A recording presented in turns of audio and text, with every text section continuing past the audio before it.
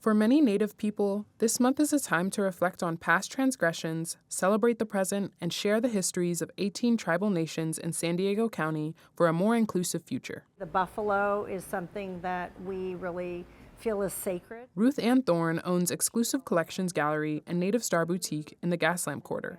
She says many people still don't know the true history of Native Americans. For 23,000 years, we bartered and traded with people from all over the world.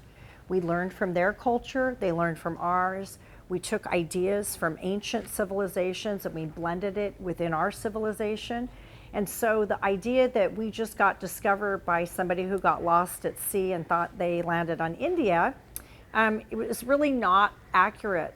Thorne says one of the most meaningful ways to observe Native American Heritage Month is by taking time to learn about the past. The truth is that if we actually embrace the past, even if it's a really hard and painful thing for people to look at, it gives us the opportunity to evolve and not continue in that way in the future. The U.S. Department of the Interior works to preserve the nation's natural resources and cultural heritage. This year, the agency is focused on weaving together Native Americans' past, present, and future, acknowledging historic failings and the work underway to address them. Thorne says responding with anger isn't always the most effective way to correct misinformation about Native communities. We have a saying, we walk softly.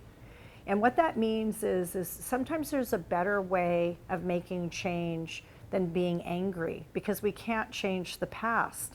But what we can do is bring more awareness through kindness. And I find that building a bridge with people who are non-Native by just sharing with them things that they may not know is really the best way to bring change. Thorne's businesses recently hosted a Native American art and fashion show, but she gives space to Native artists in her gallery year-round. So this is my childhood horse, Yegua.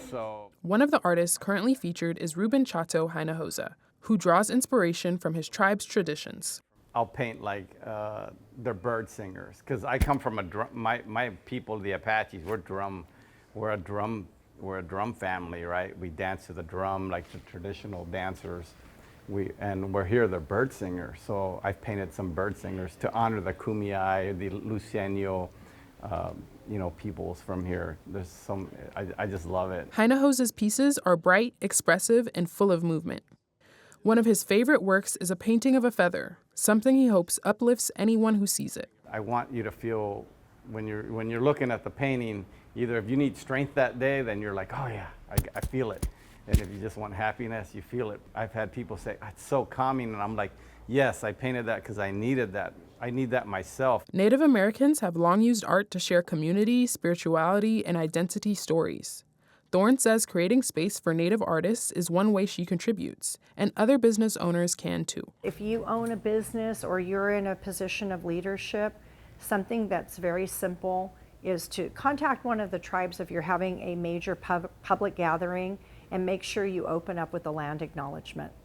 And you're acknowledging the people who lived there before, but you're also acknowledging the land that supports you every single day. Audy McAfee, KPBS News.